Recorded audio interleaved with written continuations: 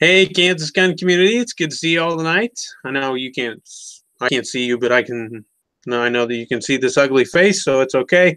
And I'm to the live chat too, and get ready to talk about women in concealed carry. I will gonna pop on here real quick myself.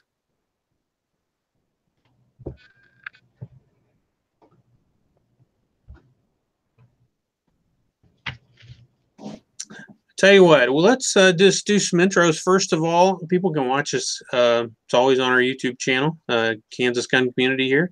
So we'll start out with some intros and some bio work and find out who we got with us tonight. And first, as I'm seeing on my screen, I'm seeing Melody Lauer first. So Melody, you want to introduce yourself? Centerfire Shooting Sports in Olathe. I'm sorry. So Gene, tell us a little bit about yourself and Bill. Well, I'm excited to be here tonight, and my husband Bill and I, about 5.5 years ago, started Centerfire Shooting Sports. We're an indoor range and retail store in Olathe. I felt that there was kind of a disconnect in Kansas City for women in the shooting sports. We didn't have a female-friendly range that catered to ladies, so that's what started it. And we have really focused on ladies. Corinne, who you're going to meet in a little bit, is our lead firearms instructor, and she helped organize some of the ladies only classes and come up with a program for women, and it's been really great. I every day get women that say, I feel so comfortable here and I've learned so much, and we have different products for conceal and carry. In fact, I love Anna. She's a great gal, and we carry a lot of her products, and she's done so much for conceal and carry and ladies. Awesome. So great to have you too. And I know we've spoken over the phone a few times, but now to have you actually on here is great. So oh, well, thank you. Good, and thank you for having Centerfire in Kansas City. Corinne, tell us a little bit about yourself. Somebody's probably been living under a rock on KS Gun Conf. They don't know you by now, but tell us anyhow. Yeah, sure. Is my mic on? Can you hear me? Yes. Okay, good. Because I don't know if it's the solid red is on or if the flashy is on, but apparently solid red is on. So I am Corinne Mosher. I am the lead firearms instructor and director of education at Centerfire Shooting Sports in Olathe. So I work for Gene. Very, very fortunate that they trusted me. Like 5 or so you come in, and it's been a great experience. I also do 3-gun competitions all the country, and I do a little bit of writing. I also have recently come back from our annual trip with the DC project. We go to DC, 50 women, one from every state, to meet with our legislators and to share our faces and stories and the reasons why we believe in the Second Amendment. I'm also of a 11-year-old going on 31, I swear. And my husband Mike and I have been together, been married since 2005, and he's a police officer in our city. So got a little bit of everything going on, and that's me. That's you. I tell you what, I'm honored, truly honored. I'm kind of giddy because to have y'all on here. I mean, all at once and be outnumbered. I like that. So, one of the things that as we look at women in concealed carry, and I'm not an authority figure at all, just a moderator. That I was thinking about and I wanted us to discuss was what's the main difference between a man and a woman when it comes to concealed carry, and that probably opens up a huge can of worms. But just starting with you, Melody, what would you say the differences are there between men and women as we go into the concealed carry world? And that, like I said, that's a broad thing to ask, but it is. It's extremely broad, and depending on where you want to narrow it down a little bit, they have to carry a little different to be able to conceal than men.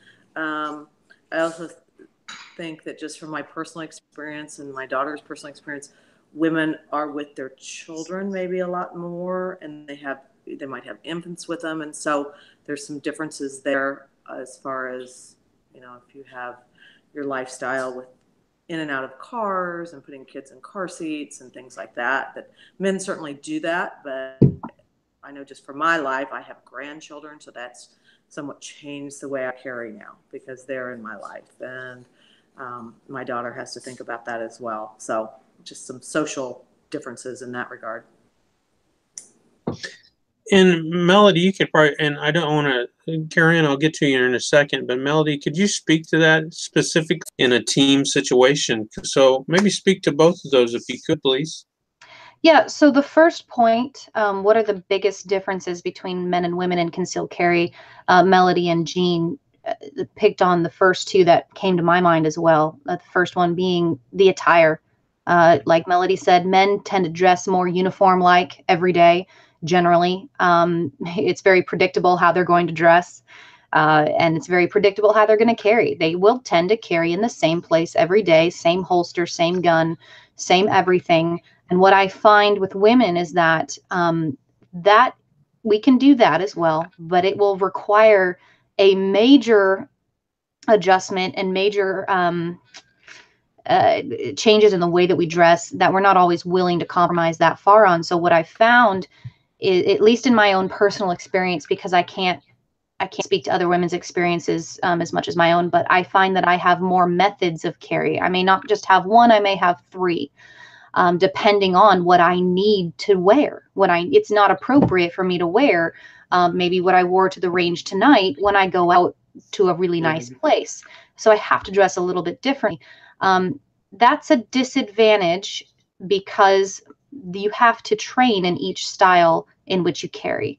And even if you train equal amounts in each style, when I say style, I mean maybe one time I'm carrying strong side hip, maybe another method with a different dress uniform I'm wearing in a high appendix carry. Maybe I choose to carry in a purse carry. You know, I have to train, even if I train equally across each method, you know, then you always have the potential there to hesitate when you go for your gun, because in the moment you may forget, where exactly am I carrying it today? There's the potential for that. Whereas if you've never changed it, then you'll never miss. You know, so there's some limitation there. You know, Jean said women tend to be more limited in their response or their mobility, at least, because they seem to be the ones that are accompanying children. I think men also accompany their families, and that leads me to my next point. No matter how you carry or who's carrying, if you're with your family, your kids need to be informed. I know Melody could probably cover. I want to take your classes, Melody, about how do you speak to your kids about responding in an emergency, how much information you give them, and how much to get them to do what you need them to do, which is going to help you guys get out safely. You need to have a family plan. When I'm with my husband, I have a different plan to respond. Whereas when I'm with myself, just myself, or if I'm with myself and my daughter, or when I'm just with me and my husband, we have different roles. When it has been, we decided a long time ago that my job, when he and I are out with our daughter, my job is to get our daughter to safety. If I have to walk over his corpse to do that, my job is to get my daughter to safety. And if I have to fight our way to safety, so be it. But he is the primary gun. He's the fighter. I'm the shield. I'm the runner. And if I have a defensive tool with me, then I could use that in our escape plan. So, you know, the important part being having a family plan and training accordingly. How long has it been now, Lyle? Has it been a month or two? I was going to say about a month or a month and a half. Yeah. About a month and a half ago, my husband and I were attending our daughter's baseball practice at an elementary school baseball field. And it was just when winter ended, and, you know, we didn't have a spring this year. So it was like winter, the day before, and suddenly summer. And so it was just he and I were the only parents, except for a few coaches on the field, and maybe one parent actually behind us in the parking lot, throwing a ball back and forth with his son. And so we're sitting there in our lawn chairs, really enjoying the evening. It was beautiful. The sun was setting behind us, and, you know, we're holding hands, and it's a wonderful evening. Until we heard from directly behind us between 3 and 5 gunshots. Now, they were loud noises to everybody else, but we knew that they were gunshots. We knew this because of our experience. We knew what gunshots sounded like, and we knew that it was close. So it was close. So before before the gunshots were even finished, we were already on our feet and responding. I'm really, really grateful that we've trained, because we were able to completely commit to our plan and begin taking action and responding without having to communicate. There was no hesitation whatsoever. My job was to get my daughter to safety, and that extended to every kid on the field. I started shouting and motioning for the kids that I'm separated from by a fence, motioning to get the coaches and the kids off the field. When I see that the coaches are directing the kids off the field towards the opposite side of the building, the school building being brick, there was plenty of places for the kids to take cover. When I saw that that was being accomplished, then I turned towards my husband to see where he was going and to follow him. My secondary job was to get on the phone to 911, because I need to be the one to tell 911 that there is an off-duty armed police officer in plain clothes that is responding already, so that the other officers, when they get there, don't mistake him for the gunman. So we carried out that plan. My husband was running. He had his firearm out. He had his badge out. I took cover with my phone. I called 911. I gave the description, location. I checked around to make sure there were no injuries. And it turned out to be a situation where, 2 carloads full of punks got in an argument directly behind us in the parking lot. One guy pulled out a revolver, and this was witnessed by the father who was throwing a baseball in the parking lot with his son. One of the guys pulled out a revolver and shot point blank range into the car. Didn't end up hitting anybody, thank goodness, but then they drove off. So the threat was immediate, and then it was gone. But afterwards I sat with my husband, and we kind of we didn't have to say anything. Like we knew what to do before it happened. We did it, and afterwards there was nothing to say. I love you. That's about. There was no panic, because I knew what my role was. He knew what his role was, and I knew how best to support him in his role, and he knew what he was supposed to do. So I'm sorry for the long explanation and story time, but I'll always be really grateful that we have a family plan, and that it worked. It worked. So. Yeah. Well, and I appreciate that, and that's what I wanted to hear about. So, any additions to that? I'm coming through on somebody's speakers there. I know. Did I hear somebody say something? Okay. One of the things that I've dealt with my wife, is the body type thing. For ladies, I carry appendix, and y'all have really done a good job of talking about this, different places and so on and so forth at different times. And, us blockheaded guys, sometimes we don't get it that, why can't you carry appendix? And she's like, well, that's just not, comfortable for me. And I have to carry it over here, and so on and so forth, or I have to purse carry this day because of what I'm wearing, that type of thing. And so some of us guys, we don't get it sometimes, or because we're we're guys, and so I have great appreciation for you ladies, and what that's a lot to, like, training for all those different circumstances that's a lot to do, to really to ask of you. And so I have great respect. My wife is teaching me, so I need to learn more. But do y'all have any more to add about body type and what to look for? Maybe give some ladies some examples of some gear to look for when it comes to body type. Jean, do you have anything in the store? Maybe. Yes, I'd be happy to address that. It's always interesting. Ladies size. And so we try to have high appendix. It could be a little more on the hip, depending if women have more hip or more waist, they can move it around.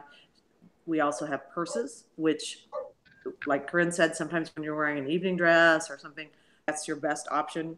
When you do that, I always tell the ladies, make sure you keep your purse with you at all time. Treat it like a small child. You don't want to let it out. Can you hear us? Sorry. Yeah, I was coming through Okay. on somebody else's mic. Oh, sorry.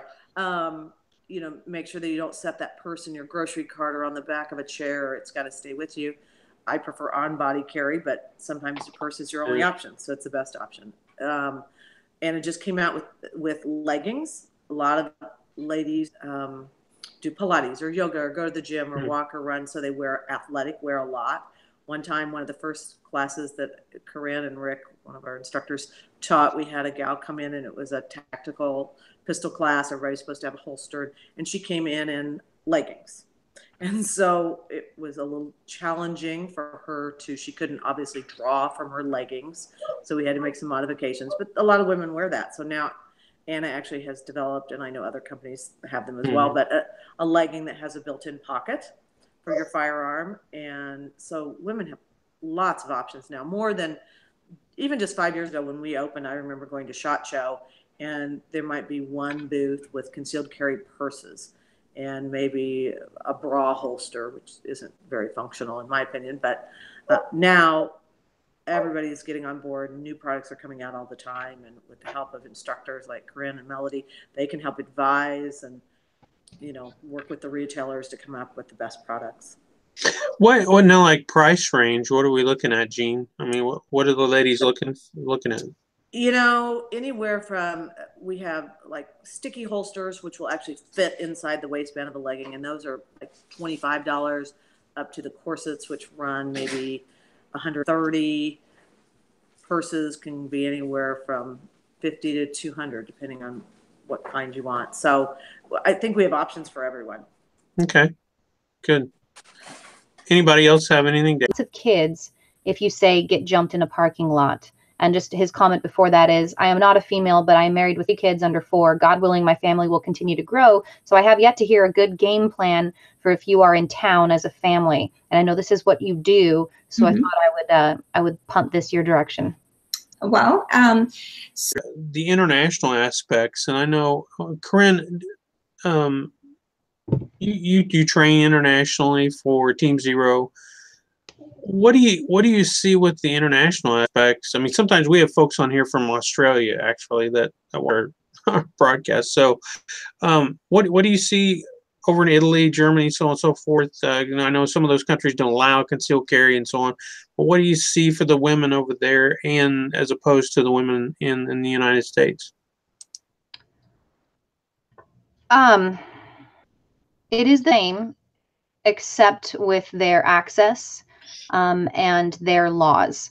Is once let's say that you do have a woman or even a man that is allowed to have firearms, that has the right permits, that has the right gun club, that has permission to be at a training event and use their firearm. Once you get to that point, the training is the same, but the hurdles of the laws over there are absolutely astronomical. It's unreal, and that has it's unreal, and that has what struck me the most. I mean, I really don't have an answer, such as, well, their mindset is different, or the mindset is different, but it's not the mindset of priorities for protecting your family. It is, what can I do legally? That's the big difference, because you know, it's been explained to me that there's some places where if you have a traffic infraction, they can take your gun away. I mean, it seems like everything that I was exposed to is designed to penalize gun owners just as quickly as possible. And there's scenarios where if you are even in your home and somebody breaks in, comes at you, in what in the United States would be cut and dry self-defense, you know, righteous response, you know, your guns may not even be taken. You may not even end up in jail. You're going to bed in your own bed that night. Overseas, in some places, you're done. You're in jail for defending your family in that same situation with your firearm. So I can't really give, as far as when the students show up on the range, we could be in the United States for all I know. You know, it's all the same. The training, the mentality, but they just have extreme legal hurdles to bypass or to work through and to work against or with, or it's just, that's the biggest thing. That's the main thing. Wow. Jean, I was going to ask you, as far as what you're seeing right now on the tail line, the point that she left off on, and then I'll go back to what I was the first one. I like what you said, Melody. She said, what do you think is going to be required of you, and then choose your gear appropriately, because you know and not only with your gun, you know, because I carry a Glock 43 with an extended base pad, which lets me get a better grip and have more bullets in a single stack frame, which has lots of benefits when it comes to concealed with iron sights, just because that's what I've always shot. And you know, I think one day I'll experiment with the red dot system, but for now, in competition especially, that's what I use is open iron sights, so that's what I go with. But what do I think is going to be required of me, and am I able to perform that, you know, in my drills, in my training, and then will I have it on me? So not only your gun, but any other gear that you have with you for concealed carry. I think everybody should carry a flashlight with them. You know, I always have a flashlight with me, unless, you know, my carry method by necessity has to be so small and contained that I have room only for a gun and my permit, you know, or my ID, you know, something like that. But that's pretty extreme. So yeah, I think Melody was kind of hitting on a point. Like we should have some guidelines based off of what we're going to need, what we believe we're going to need, because we're all guessing. If we knew what we're going to need and we knew where we're going to get attacked from, number one, we would make sure we weren't there, as Rick Staples would say. But if we still had to be there, we would have the long gun, the shotgun, the rifle, the body armor, for crying out loud. But since we don't know, we have to just make an educated guess based off of our knowledge, experience, and other people's experience and what we know. So then going back to training and seeing who's showing up for classes, the percentage of men versus women. I'm lucky because I travel a lot, and so when I'm lucky, number one, because I travel a lot, and yet I still have a job. So thank you, Jean. But when I'm home, I make sure that I'm the one teaching the ladies only classes, mostly for me, because it's the funnest class that we put on. In 2 parts. We put it on in 2 evenings. But I always, no matter if I have 12 women in the class or if I have 36 women in the class, I take the first portion of the class to go through one by one each woman as a little bit of an icebreaker. Hi, what's your name? What do you do? What brought you here? What are you hoping most to get out of tonight?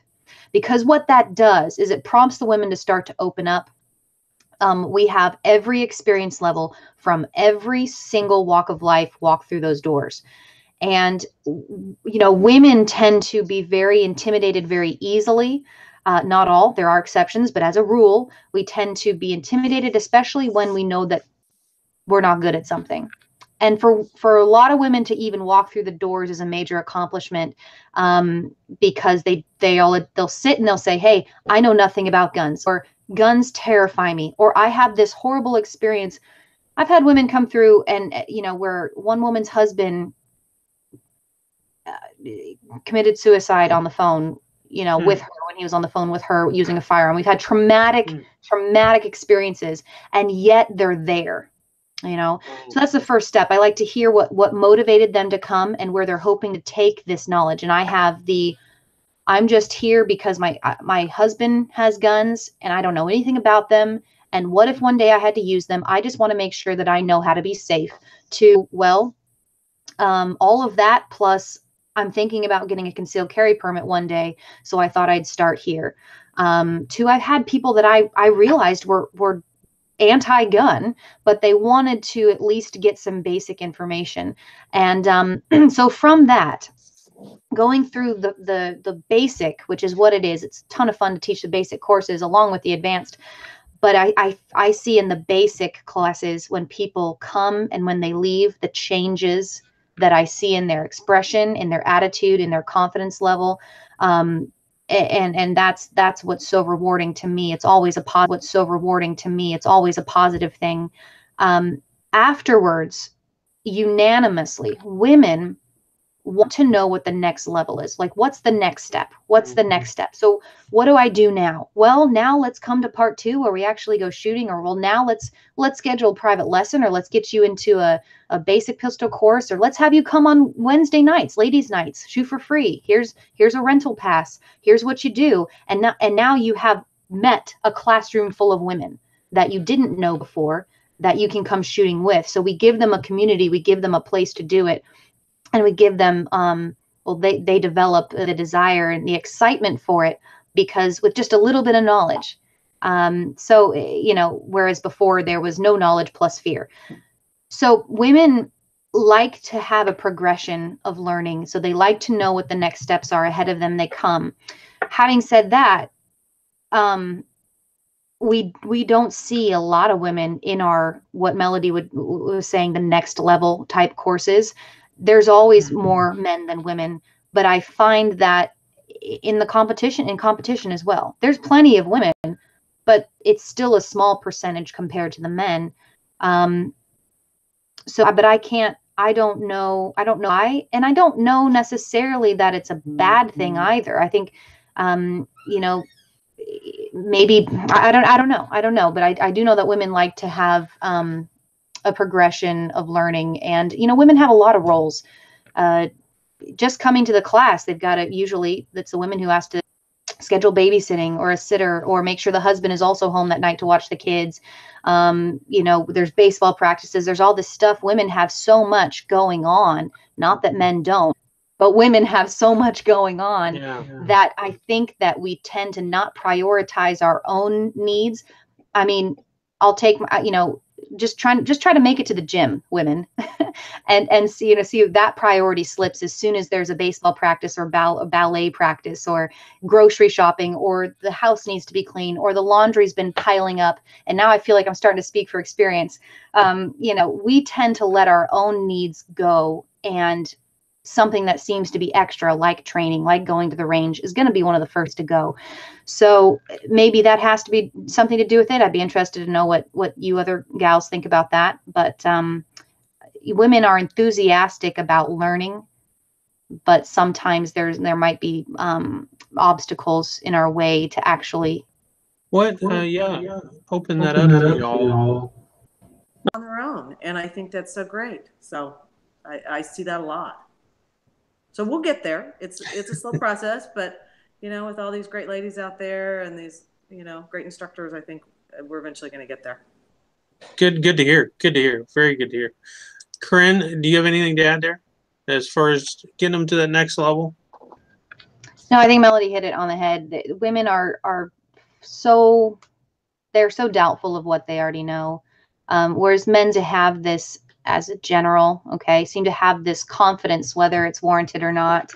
But you know what? Sometimes if you can just fake it till you make it. So that's what my mom used to say before I would go out onto the stage and I was scared or nervous. She'd just be like, just pretend you're not scared. Like, just fake, like your nervous smile. You don't want to go out there, just move your feet. You're going to end up out there. And, you know, I remember the feeling of being nervous to walk into a gun range, even after, heck, I think even after I was an instructor, I remember thinking that if I just went to like the bullet hole, you know, just walked in, I'd be nervous. I'd be like, I don't know if I can handle myself. You're like, stop it. Of course you can handle it yourself. You can do this. And if you have to tell yourself, well, that person can do it, so I can do it. Or, you know what do I want to do? Do I want to be the person who backs away from a challenge, which that's what it is. It's a challenge. It's something that makes you nervous or scared or is hard. Instead of running away from failure or what you think will be a failure, why don't you run towards it? That is a mind shift change. And I was thinking the other day, it was really just yesterday or the day before, about how my life changed since, and I pinpointed it, since I started to shoot. I mean, I have changed as a person, not like my values or anything. I just mean like my confidence level, the way I carry myself, the way I speak to people, the things that I've done, the places I've gone. I couldn't imagine that, you know, 6 years ago. 6 years ago. It all started because someone taught me how to shoot a gun. And I learned that, and that built my confidence. And I went for the next thing that I thought was something I couldn't do, or a place that I went that I didn't think I belonged, or talked to somebody I didn't think I was smart enough to have a conversation with. And I just did it. And sometimes I've been out of my depth, but that's okay, because every step is a step forward. And now I'm like, I can't believe what I've accomplished, or where I want to go now. And it's all because somebody taught me how to shoot a gun. But that's because somebody gave me some skills that built my confidence. So just say yes. Just go do things. Go to the next training. Take the risk of being the worst one in the class. Somebody's always going to be the worst one in the class. Probably won't be you. You know, so it, you know, we are very highly capable of doubt, but we need to start learning, even if it's fake, to just have some confidence and just show up and do it. Because that's how you change. That's how you grow. Very good. You know, I want to wrap this. All right. To wrap up, I'm fascinated. That's why I sit here, and some people are probably looking at me like, he's just staring at the screen. You know, like he's just mesmerized. I am. I'm trying to learn, and even, you know, I'm a husband of 18 years, and I've still got a long way to go. And my wife carries and everything, but to be able to be a husband and to encourage her and know how to help her feel that confidence. I think some of the guys probably are watching right now, or later on when this is available for viewing. Maybe speak to them, ladies, if you can. Each of you, if you want to, tell the guys out there, guys, grab them by the shoulders virtually and say, "Listen to me." This her needs, but she needs to. If your girl is anything like me, I don't want to feel stupid. I don't want to feel talked down to. So a lot of the guys who belong to the women who come to my classes sent them to the class. They got the class as a gift. They got it as a birthday present. They went, "Hey, you have a girls' night out tonight? Here, go take your girlfriends and go." You know, and that's the correct approach. Sometimes you're not the right person to teach your wife, your girlfriend, your sister, your mother, your daughter. You may not be the right person, even if maybe you are an instructor. Even maybe not only you're a good shot, but you're an instructor. Maybe it shouldn't be you, because I know for myself, my husband, he's the person I don't want to look stupid in front of. You know, he's the one that there's that marriage dynamic that can help or it can hurt. And I don't want to feel like I'm the weak link here in this relationship. And that means skill wise too. I don't want him to be a better driver than me. I don't want him to be a better cook than me. I don't want him to be a better shot than me. If anything, I want us to be equal, or maybe I'm a little bit better, and that makes me feel good. But that's what I want. So look into classes in which you are not involved. Let her have her own thing. And just be supportive, and be supportive. Maybe that means you're really not involved. Maybe. very good. If I can kind of piggyback off of what Corinne was saying, I think that sometimes the best place to start is just, instead of, let me rewind a little bit. Sometimes I'll hear shooter orientation for you right there and there. We don't ever send anyone out untrained and unknowledgeable. So safety is a big thing for us. So we want everybody to be safe and be trained. So yes, come in and visit us. We're there 7 days a week. So. It is Centerfire Shooting Sports. Is it .com? Centerfire Shooting Sports. .com. It's Jane. It's Centerfire. I'm the Danger Pixie actor. I'm taking a Dave Spalding class in Wyoming mid-July. Got a couple competitions coming up. I've got an AK match in October, I look forward to that one all the time. I mean, I shoot 3 all the time, but all year I look forward to that AK match. Yeah. And I am still teaching at Centerfire Shooting Sports in Olathe. We do 2 ladies courses at least every month. and they fill up quickly because they're great. We do offer private instruction there as well. That's why I was late today. I had 3 people from the same family come in, and they were awesome, which is the only reason I wasn't later, is because they were great students. And that's what I do. I'll when I'm in town, I teach at Centerfire. Otherwise, I am everywhere else. Yeah. So Yeah, I'm on Facebook and on Instagram. My Instagram is Corinne Mosher.shieldmaiden. Danger Pixie was taken, unfortunately, so I'm couldn't have that one.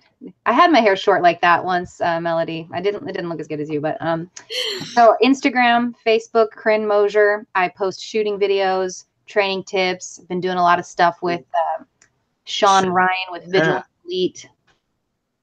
Tyler, people can see you dancing. If you're going to dance on camera, you might as well come all the way into the frame. My daughter's in the background. So in any case, that's what I do. So then, yeah, I think that got all of your social on there too. But so these ladies man, I'm honored to have y'all. Corinne, you and I